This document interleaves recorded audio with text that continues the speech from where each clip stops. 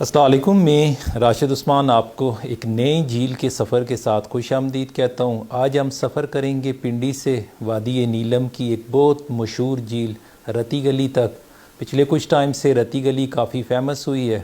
اس کی وجہ اس کی خوبصورتی کے علاوہ یہ ہے کہ اس کے بیس کیمپ تک جیپ کا پہنچ جانا۔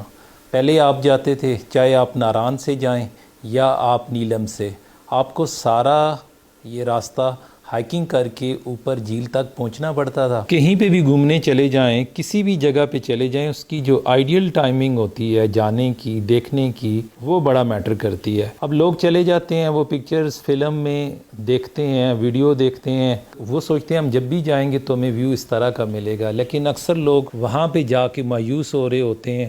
نہ آپ کو جھیل اٹریکٹ کرتی ہے، نہ راستہ آپ کو متاثر کرتا ہے، اور اتنی تکلیف دے کے بعد جب بندہ مایوس واپس آ رہا ہوتا ہے تو وہ بالکل ٹوٹا ہوتا ہے، اور یہ ایکسپیرینس لوگوں کے ساتھ 85% ہے۔ تو اس میں اس کے آئیڈیل ٹائم پہ بھی بات کریں گے، آپ کو کب جانا چاہیے۔ جب آپ جائیں گے تو جھیل آپ کو پورے جوبن کے ساتھ ملے گی، پورے اپنے حسن کو سمیٹی ہوئی ملے گی۔ تو آج کا سفر شروع کرتے ہیں۔ اگر آپ نے چینل کو سبسکرائب نہیں کیا، گزارش ہے کر لیں تاکہ اس طرح کی معلوماتی ویڈیو آپ تک پہنچتی رہیں۔ تو ہم تھوڑا آج ہٹ کے سفر کریں گے۔ اگر موسٹلی کیسز میں ہوتا ہے کہ آپ نے اسلام آباد سے پنڈی سے جانا ہے نیلم، تو آپ جاتے ہیں مری کے راستے سے، یعنی مری کوہالہ سے مظفر آباد، اور پھر مظفر آباد سے آگے وادی نیلم۔ تو میں جا رہا ہوں اس بار ہزارہ موٹر وے ایبٹ آباد سے ہو کے۔ یہ موٹر وے نہیں بنی ہے، جو سیزن ہوتا ہے اسپیشلی آپ کا جولائی، اگست، ستمبر، تو اس کی سراؤنڈنگ بڑی خوبصورت ہوتی ہیں، اور ایک طرح سے اس روٹ پہ مری جانے والوں کا رش ہوتا ہے۔ اگر آپ اس سائڈ سے جاتے ہیں تو اس میں اگر آپ کا موڈ بنے، آپ ایبٹ آباد وزٹ کر سکتے ہیں، آگے آپ ناران کاغان جا سکتے ہیں، وہاں سے واپسی پہ وادی نیلم جا سکتے ہیں۔ خیر، پنڈی سے سفر شروع ہوا، ہزارہ موٹر وے سے ہوتے ہوئے گڑھی حبیب اللہ کے راستے پہنچ کے مظفر آباد۔ تو مظفر آباد بھی کافی خوبصورت شہر ہے، سیزن میں اس کے مضافات بھی، اور اسپیشلی جب اسے آپ اس کے ویو پوائنٹ سے دیکھتے ہیں جو مظفر آباد شہر کے اوپر 3-4 جگہ پہ بنے ہوئے ہیں، تو یہ آپ کو بڑا ہی اٹریکٹ کرتا ہے، اور بالکل یعنی اس طرح سے لگتا ہے کہ شاید یہ یورپ کا کوئی کنٹری ہے اور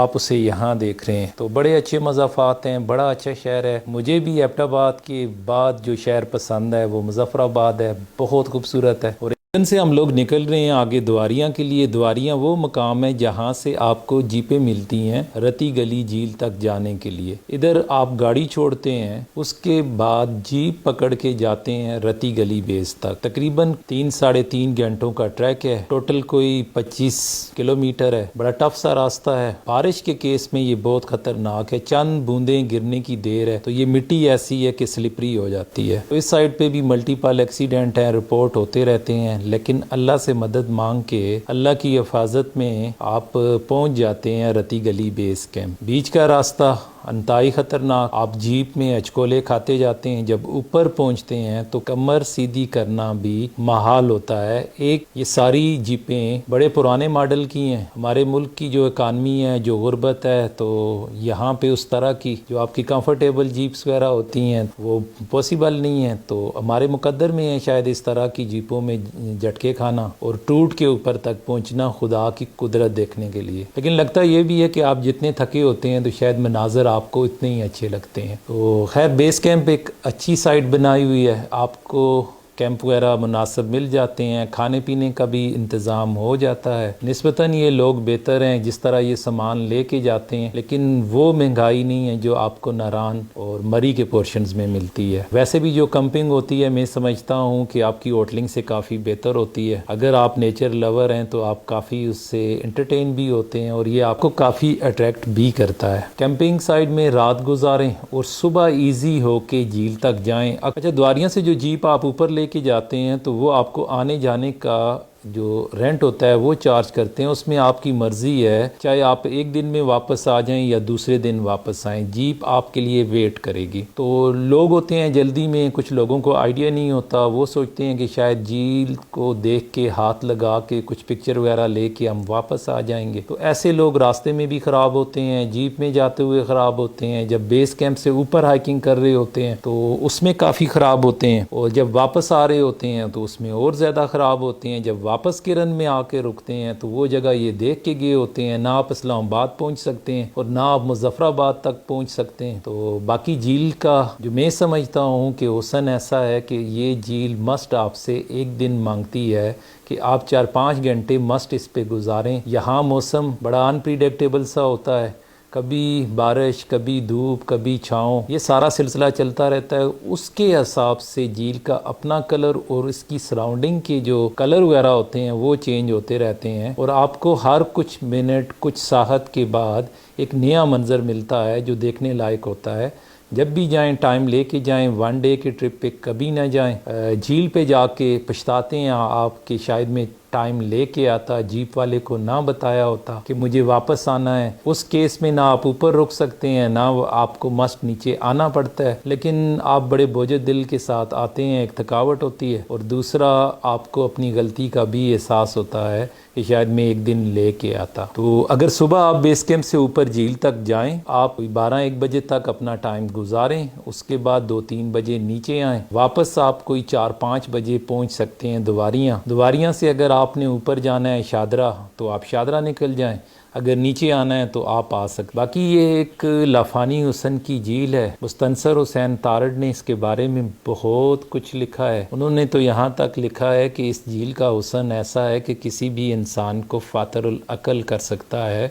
وہ اس سینس میں لکھا ہے کہ اگر کوئی بندہ جا کے ضد پکڑ لے، ضد بنا لے کہ جی میں نے یہاں پہ رہنا ہے اور زندگی گزارنی ہے اور واپس نہ آنا چاہے، تو وہ کہتے ہیں لوگ اسے پاگل سمجھیں گے، لیکن اس کا حسن ایسا ہے کہ کسی کو بھی عقل سے فارغ کر سکتا ہے۔ تو جھیل سے نیچے ایک چھوٹی جھیل ہے جو سپل وے سے پانی آتا ہے، اس کا سپل وے سے پانی ایک واٹر فال کی فارم میں آتا ہے، اور وہ بھی بڑا دیکھنے لائق ہے۔ بڑی بڑی چٹانوں کے درمیان، سبزے کے درمیان کافی ہائٹ سے پانی نیچے گرتا ہے، اور نیچے پھر آگے ایک جھیل چھوٹی بنی ہے۔ تو یہ بھی کمبینیشن دیکھنے میں بڑا اچھا لگتا ہے، اور بلکہ اکثر میں نے دیکھا ہے کہ لوگ جب یہاں تک پہنچتے ہیں تو وہ وہاں پہ بھی خوش ہو رہے ہوتے ہیں کہ شاید یہی جھیل ہے جسے وہ دیکھنے کے لیے آئے ہیں۔ تو خیر آپ بیس کیمپ سے پہنچ سکتے ہیں اوپر تک کوئی پونے گھنٹے کی ہائکنگ کر کے۔ اگر آپ نہیں چل سکتے، ایزیلی آپ کو خچر وغیرہ ادھر سے مل جاتے ہیں تو ان پہ آپ جا سکتے ہیں اوپر تک۔ تو جب آپ جھیل پہ آتے ہیں تو اس کا حسن ایسا ہے کہ آپ دنگ ہی رہ جاتے ہیں، نہ آپ کو تھکاوٹ کا احساس ہوتا ہے، نہ راستے کی تکالیف کا احساس ہوتا ہے، اور یہاں تک کہ اپنے ہونے کا بھی احساس نہیں ہوتا کہ اس کے حسن میں ہی بندہ غرق ہو جاتا ہے۔ میں شاید غرق کا لفظ صحیح استعمال نہیں کر رہا، گم آپ کہہ لیں، لیکن غرق کا لفظ اس لیے استعمال کرتا ہوں کہ بندہ یہاں پہ جا کے رہتا ہی نہیں ہے، یعنی اپنے سینس میں ہی نہیں رہتا۔ بڑی خوبصورت جھیل ہے، سراؤنڈنگ پہ جو پہاڑ ہیں ان میں بعض جگہ پہ سبزہ ہے، بعض جگہ پہ گلیشیئر پڑے ہوتے ہیں۔ اگر آپ ارلی سیزن میں جائیں تو نیچے برف ہوتی ہے، وہ فلوٹ کر رہی ہوتی ہے، برف کے بڑے بڑے ٹکڑے سین ہوتا ہے، وہ آپ کو کافی اٹریکٹ کرتا ہے۔ بالکل ہی ایک عجیب، ایک نئے انداز کی چیز ہوتی ہے لوگوں کے لیے، اس طرح سے کہ جس طرح وہ مرغابی جو پرندے ہوتے ہیں وہ اس کی جو سرفیس ہے اس کے اوپر کیا ہے کہ وہ تیر رہے ہیں، اپنا موج مستی کر رہے ہیں۔ علی جھیل کو دیکھنے کا جو سب سے آئیڈیل ٹائم ہے وہ ہے جولائی سے اگست، 2 سے 2.5-3 مہینے آپ دیکھ سکتے ہیں، یعنی جولائی کے شروع سے لے کے ستمبر کے مڈ تک۔ تو جب بھی جائیں کوشش کریں کہ جولائی میں، اگست میں ریکمینڈ کروں گا کہ اگست میں پلان کریں، جب بارشیں وغیرہ نہ ہوں، بارشوں کی موسم کی صورتحال دیکھ کے آپ ٹریول کریں، کافی انجوائے کریں گے۔ بارش کے کیس میں لاسٹ ایئر میں یہ بڑا وکٹم تھا فلڈ وغیرہ کا، کافی جانی نقصان بھی ہوا ہے کہ پہاڑی ایریا ہے، کہیں پہ بھی کلاؤڈ بلاسٹ ہو جاتا ہے اور اس سے سڈن اتنا بڑا سیلاب آتا ہے کہ کوئی بندہ ایکسپیکٹ بھی نہیں کر رہا ہوتا۔ لاسٹ سیزن میں بھی لوگوں کی جو جیپیں وغیرہ تھیں وہ بھی مقامی لوگوں کی سیلاب اٹھا کے لے گیا۔ کچھ لوگ تھے پنجاب سائڈ کے، وہ بھی اس کے پانی میں بہہ گئے تھے۔ تو اس وجہ سے جب بھی پلان کریں کوشش کریں کہ جب موسم وغیرہ کے حالات نارمل ہوں تو اس وقت اس کے لیے سفر کریں۔ تو آپ کو ویڈیو اچھی لگی ہوگی، اگر پسند آئی ہو تو اسے لائک شیئر سبسکرائب ضرور کریں۔ ملتے ہیں خوبصورتیوں کے سفر کی کسی حسین اور داستان کے ساتھ ایک نئے ایپیسوڈ میں، تب تک اجازت دیجیے، اللہ نگہبان۔